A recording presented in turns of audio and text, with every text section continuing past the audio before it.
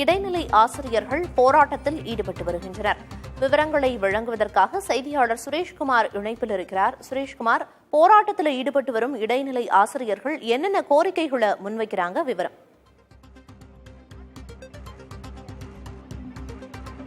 சென்னை எழும்பூர்ல இருக்கக்கூடிய ராஜரத்னம் மைதானத்துக்கு எதிரே தான் தற்போது இடைநிலை ஆசிரியர்கள் போராட்டத்தில் ஈடுபட்டு இருக்காங்க. நம்ம பார்த்துட்டு இருக்கோம். இடைநிலை ஆசிரியருடைய பிரதான கோரிக்கை என்பது அவருடைய சம வேலைக்கு சம ஊதியம் வழங்க வேண்டும் என்பதுதான் அவருடைய பிரதான கோரிக்கை. இந்த சம வேலைக்கு சம ஊதியம் என்பது அவர்கள் வலியுறுத்துவது இடைநிலை ஆசிரியர்களாக இவர்கள் பணியாற்றி வருகிறார்கள். 2009 ஜூன் மாதத்துக்கு பிறகு பணியில் சேர்ந்தவர்களுக்கு ஊதிய முரண்பாடு இருப்பதாக அவர்கள் பல ஆண்டுகளாக இந்த குற்றச்சாட்டை முன்வைத்திருக்கிறார்கள்.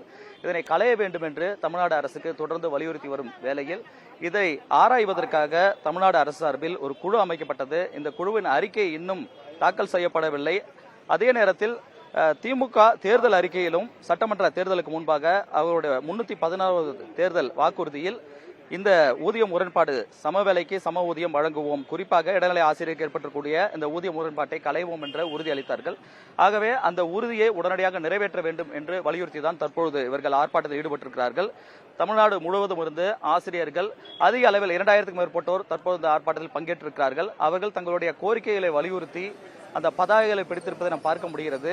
அவருடைய பிரதான கோரிக்கையை வலியுறுத்தி பல கட்டங்களாக அவர்கள் போராட்டம் நடத்தி வரக்கூடிய வேளையில்தான் இன்றைய தினம் சென்னையில் 2000க்கும் மேற்பட்ட ஆசிரியர் திரண்டு வந்து இந்த போராட்டத்தை முன்னெடுத்திருக்கிறார்கள். இந்த போராட்டத்தை அவர்கள் அடுத்த கட்டமாக வலியுறுத்தியது என்னவென்றால், தற்பொழுது சட்டமன்ற கூட்டத்தொடர் நடைபெற்று வருகிறது. ஆகவே இந்த சட்டமன்ற கூட்டத்தொடரில் எங்களுக்கு இந்த ஊதிய முரண்பாட்டை களையும் வகையில் உடனடியாக 110வது விதியின் கீழாக இந்த திட்டத்தில், அதாவது இந்த பிரச்சனையை முடிவுக்கு கொண்டு வருவதற்கான இந்த நடவடிக்கையை தமிழ்நாடு அரசு மேற்கொள்ள வேண்டும் என்ற வலியுறுத்தலை முன்னெடுத்திருக்கிறார்கள். இது தொடர்பாக இங்கு சங்க நிர்வாகி, குறிப்பாக இந்த போராட்டத்தை முன்னெடுத்திருக்கூடிய இடைநிலை பதிவு மூப்பு ஆசிரியர் சங்கத்துடைய பொதுச் செயலாளர் ராபர்ட் நம்மோடு இருக்கார். அவர்கிட்ட அந்த கோரிக்கை கேட்கலாம். சார், இங்க பல கட்ட போராட்டங்கள் வலியுறுத்திட்டு இருக்கிறீங்க. இன்னைக்கு இவ்வளவு பேர் திரண்டு வந்திருக்கீங்க. பள்ளி மாணவரோட கல்வி பாதிக்கப்படாத அந்த போராட்டத்தோட முக்கிய காரணம் 2009க்கு பின் நியமிக்கப்பட்ட இடைநிலை ஆசிரியர்களுக்கு இருவேறு அடிப்படை ஊதியங்கள் நிர்ணயிக்கப்பட்டதால் அன்றைக்கு 3170 ரூபாய் குறைவு ஏற்பட்டது. இன்றைக்கு அது கிட்டத்தட்ட ஒவ்வொரு மாதமும் நாங்கள் 27,000 ரூபாயை இழந்து இப்போது நாங்கள் இந்த போராட்ட களத்தில் நின்று வருகிறோம். 16 ஆண்டுகளாக நாங்கள் இந்த ஊதிய முரண்பாட்டை சகித்து கொண்டு வருகிறோம். 20,000 இடைநிலை ஆசிரியர்கள் இந்த பாதிப்பை ஏற்பட்டுள்ளது. தமிழக அரசு கடந்த காலங்களில் நாங்கள் போராடும் பொழுது மாண்புமிகு தமிழக முதல்வர் அவர்கள் நேரடியாக எங்களுடைய களத்திற்கு வந்திருந்து இந்த ஊதிய முரண்பாடு திமுக ஆட்சிக்கு வந்ததும் களையப்படும் என்ற வாக்குறுதியை கொடுத்தார்கள். 311லும் இடம்பெற்றது திமுக அரசின் தேர்தல் அறிக்கை 311லும். ஆனாலும் எங்களுடைய ஊதிய முரண்பாடு இதுவரை களையப்படவே இல்லை.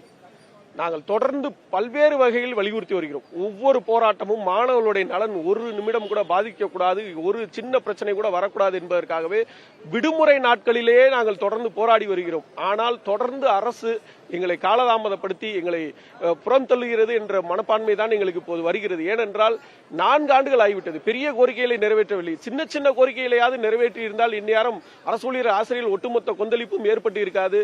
இந்த ஒரு பச்சிலம் குழந்தைகளை பக்குவப்படுத்தி ஒரு நல்ல நிலைமையில் உயர்த்தி நிறுத்தும் இந்த இடைநிலை ஆசிரியர்கள் எவ்வளவு ஒரு கடினமான சூழ்நிலை நாங்கள் பணிபுரிந்து வந்து கொண்டிருக்கிறோம் என்பது அனைவருக்கும் தெரியும். இன்றைக்கு நியமனம் பெற்ற இடைநிலை ஆசிரியர்களுக்கு 20,600 ரூபாய் அடிப்படை ஊதியம், ஒரு நாள் 660 ரூபாய். இந்த அடிப்படை ஊதியத்தை வைத்தே நாங்கள் 5 தேர்வுகளை எழுதி அதில் முதன்மையாக வந்து நாங்கள் நியமனம் பெறப் போகிறோம். இத்தனை கடினமான தேர்வுகளை எழுதி வந்தும் நாங்கள் எங்களுடைய இந்த ஊதிய முரண்பாட்டை சரி செய்யாமல் தொடர்ந்து அரசு புறக்கணிப்பது எங்களால் ஏற்றுக்கொள்ள முடியாது. இந்த சட்டமன்ற கூட்டத்தொடரில் எங்களுக்கு இந்த ஊதிய முரண்பாடு களையப்பட வேண்டும். அதை வலியுறுத்தியே நாங்கள் இந்த நினைவூட்டல் ஆர்ப்பாட்டத்தை நடத்தி வருகிறோம். முதல்வர் அவர்கள் களைவார் என்ற நம்பிக்கையோடு காத்திருக்கிறோம். ஏற்கனவே குறிப்பாக இந்த மூவர் குழு அமைக்கப்பட்டது. அந்த குழுவோட நிலை என்ன, அறிக்கை கொடுத்திருக்காங்களா? எப்படி 1/1/2023 அன்று 3 மாதத்தில் உங்களுடைய இந்த ஊதிய முரண்பாடு சார்ந்து மூவர் குழு அமைக்கப்பட்டு அந்த அறிக்கை அரசிடம் சமர்ப்பிக்கப்படும் என்ற வாக்குறுதியை கொடுத்ததால் நாங்கள் எங்களுடைய போராட்டத்தை முடிவு கொண்டு வந்தோம். ஆனால் இன்றைக்கு 2 ஆண்டுகள் ஆகிவிட்டது. 2 ஆண்டுகள் முடிந்து 3 மாதங்கள் ஆகிவிட்டது. ஆனால் இதுவரை 3 முறை மட்டுமே மற்ற இயக்கங்களை அழைத்து பேசியுள்ளார்கள். நினைத்தால் ஒரு நாள் அல்லது 2 நாளில் முடிக்க வேண்டிய இந்த பிரச்சனையை தொடர்ந்து காலதாமதம் செய்து வருவது எங்களால் ஏற்புடையதல்ல. இனியும் காலதாமதம் செய்தால் நாங்கள் நிச்சயமாக மிக தீவிரமான போராட்டங்களை முன்னெடுப்போம். Thank you sir. தமிழ்நாட்டில் இருக்கக்கூடிய குறிப்பாக 1ஆம் வகுப்பு முதல் 5ஆம் வகுப்பு வரை பாடம் எடுக்கக்கூடிய ஆசிரியர்கள் தற்பொழுது போராட்டத்தில் ஈடுபட்டு வருகிறார்கள். இவருடைய இந்த கோரிக்கையை அரசு உடனடியாக கவனத்தில் செலுத்தி இந்த பிரச்சனைக்கு தீர்வு காண வேண்டும் என்பது இங்கு பங்கேற்றக்கூடிய ஒவ்வொரு ஆசிரியர்களுடைய ஒரு வலியுறுத்தலாக இருக்கிறது. குறிப்பாக ஒரு அறப்பணி, ஆசிரியர் பணி அறப்பணி என்று கூறுவார்கள். இந்த ஆசிரியர்கள் தான் தற்பொழுது இங்கு சென்னையில் போராட்டத்தில் ஈடுபட்டிருக்கிறார்கள். அதுவும் அவங்களுடைய ஒரே ஒரு கோரிக்கை, சம வேலைக்கு சம ஊதியம் வழங்க வேண்டும் என்ற கோரிக்கையை வலியுறுத்தி இந்த போராட்டத்தை முன்னெடுத்திருக்கிறார்கள். இது குறித்து நம்ம நேரடியாக களத்தில் இருந்து இந்த செய்தியை பதிவு செய்திருக்கிறோம். சம வேலைக்கு சம ஊதியம் அப்படிங்கிற பிரதான கோரிக்கையை முன்வைத்து 2000க்கும் மேற்பட்ட இடைநிலை ஆசிரியர்கள் போராட்டத்தில் ஈடுபட்டு வராங்க. என்னென்ன சிரமங்களுக்கு ஆளாகி வர்றதா குறிப்பிட்டாங்க. விவரங்களை வழங்கியதற்கு நன்றி சுரேஷ்குமார்.